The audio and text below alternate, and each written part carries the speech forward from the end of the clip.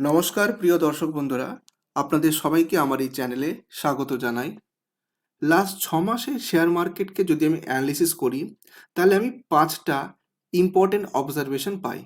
কি কি অবজারভেশন সেটা আগে আমি আপনাদের সামনে প্রেজেন্ট করছি। আমার ফার্স্ট অবজারভেশন হচ্ছে বিএসসি সেন্সেক্স আর নিফটি 50 মাঝে মাঝেই রেকর্ড হাই টাচ করার চেষ্টা করেছে, কিন্তু প্রফিট বুকিংয়ের চাপে নিচে নেমে এসেছে। সেকেন্ড অবজারভেশন হচ্ছে একদিকে ফরেন ইনস্টিটিউশনাল ইনভেস্টররা তাদের স্টেক বিক্রি করেছে, অন্যদিকে আমার আপনার মতো দেশীয় রিটেল ইনভেস্টররা ধারাবাহিকভাবে কেনাকাটি করেছে। এর ফলে বাজার ভীষণভাবে ভোলাটাইল হয়েছে। থার্ড অবজারভেশন হচ্ছে ব্যাংকিং, ক্যাপিটাল গুডস আর ডিফেন্স সেক্টর দুর্দান্ত পারফর্ম করেছে, কিন্তু আইটি আর কিছু মিড ক্যাপ স্টক এখনও চাপে আছে। আমার ফোর্থ অবজারভেশন হচ্ছে রিটেল ইনভেস্টরদের এসআইপি ফ্লো রেকর্ড লেভেলে বেড়েছে। এর ফলে মার্কেটে বড় পতন হলেও দ্রুত আবার মার্কেট বাউন্স ব্যাক করে রিকভারি করেছে। এটা কিন্তু লং টার্ম স্টেবিলিটিকে ইন্ডিকেট করে। আর ফিফথ অবজারভেশন হচ্ছে বাজার এখন মিডিয়াম ভ্যালুয়েশন কিন্তু স্ট্রং লিকুইডিটি অবস্থায় আছে, তাই সঠিক স্টক সিলেকশন আর পেশেন্সি আপনাকে আগামী দিনে সাফল্যের চাবিকাঠি এনে দেবে। এবার আমি আপনাদের বলি কেন এখন মার্কেটে অমনি ফান্ড অফ ফান্ডের ডিমান্ড বাড়ছে। দেখুন, সিম্পলি বলবো, বেশ কিছু লজিক আছে এর পেছনে। এই লজিকের কারণেই এখন ইনভেস্টররা মাল্টি ক্যাপ বা ফ্লেক্সি ক্যাপ ছেড়ে অমনি ফান্ড অফ ফান্ডের দিকে ঝুঁকছে। কি কি রিজন, কেন ঝুঁকছে? দেখুন, প্রথমে বলবো এক ফান্ডে বহু ফান্ডের অ্যাডভান্টেজ পাওয়া যায় এই ফান্ড অফ ফান্ডে।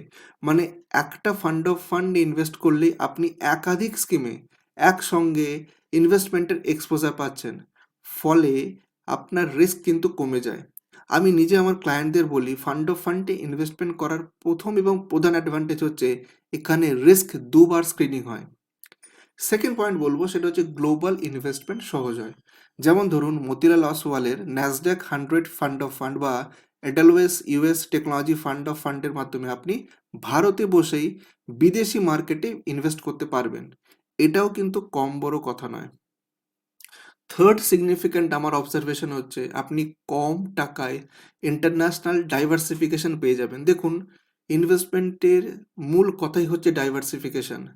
তাই যদি আমার পোর্টফোলিওতে ইন্টারন্যাশনাল ডাইভার্সিফিকেশন থাকে, ডেফিনেটলি সেটা আরও বেশি স্ট্রং আর স্টেবল হয়।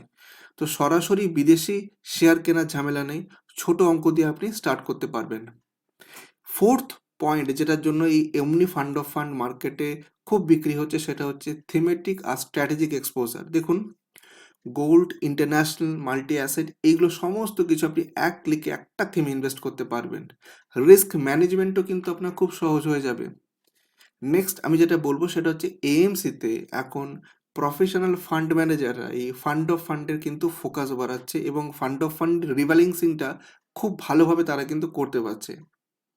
এছাড়াও এসআইপির মাধ্যমে আপনি কিন্তু বড় কর্পাস তৈরি করতে পারবেন এই ফান্ড অফ ফান্ডে। ফান্ড অফ ফান্ডের আরেকটা বড় অ্যাডভান্টেজ হচ্ছে সিনিয়র সিটিজেনদের জন্য এটা খুব বেশি এফেক্টিভ, কারণ একদিকে ডেট, অন্যদিকে ইকুইটির মিক্সড আছে। মাল্টি অ্যাসেট ফান্ড অফ ফান্ডে ব্যালেন্স রিটার্নের সুযোগ কিন্তু আপনি পেয়ে যাচ্ছেন, যেহেতু এখানে ডেপ্ট কম্পোনেন্ট আছে। আর এখানে একটা কথা বলবো, যখন মার্কেট পড়তে শুরু করে ডেফিনেটলি আমরা দেখি ন্যাপ কমতে থাকে, কিন্তু যেহেতু ডেট কম্পোনেন্ট আছে তাই এটা কিন্তু অনেকটা স্টেবিলিটি এনে দেয়। এছাড়া আরেকটা কারণও আছে, সেটা হচ্ছে ডলার হেজিংয়ের সুবিধে। দেখুন, বিদেশি মার্কেটে যদি বিনিয়োগ থাকে আর যদি আপনার রুপি মানে ডোমেস্টিক কারেন্সি যদি আমার ডিগ্রেড হয় বা অবমূল্যায়ন হয়, তাহলেও কিন্তু একটা লাভের সম্ভাবনা থাকে। আর নতুন প্রজন্ম মানে জেনজিদের জন্য কিন্তু ইনভেস্টমেন্টের বড় সুযোগ হচ্ছে এই অমনি ফান্ড অফ ফান্ড। তাই মার্কেটে এখন আপনি দেখবেন যে সমস্ত এএমসি অমনি ফান্ড অফ ফান্ড এনেছে, তাদের কিন্তু র্যাপিড ডিমান্ড ক্রিয়েট হয়েছে এবং প্রচুর ইনভেস্টররা এখানে ইনভেস্ট করছেন। যারা ডিস্ট্রিবিউটর তারাও এখনও কিন্তু অমনি ফান্ড অফ ফান্ডকে সাজেস্ট করছেন। তো দর্শক বন্ধুরা, আপনারা বলবেন যে আপনাদের কি যে কোনো ফান্ড হাউসের এই অমনি ফান্ড অফ ফান্ডে পজিশন নেওয়া আছে? যদি না থাকে তাহলে আপনি কেন নেননি, বা আপনি ইন ফিউচারে কোন স্টকে বা কোন মিউচুয়াল ফান্ডে ইনভেস্ট করতে চাইছেন, আমাকে ডেফিনেটলি কমেন্ট করে বলবেন। যদি ভিডিওটা ভালো লাগে, ইনফরমেটিভ লাগে, প্লিজ চ্যানেলটা সাবস্ক্রাইব করবেন। Thanks for watching the video.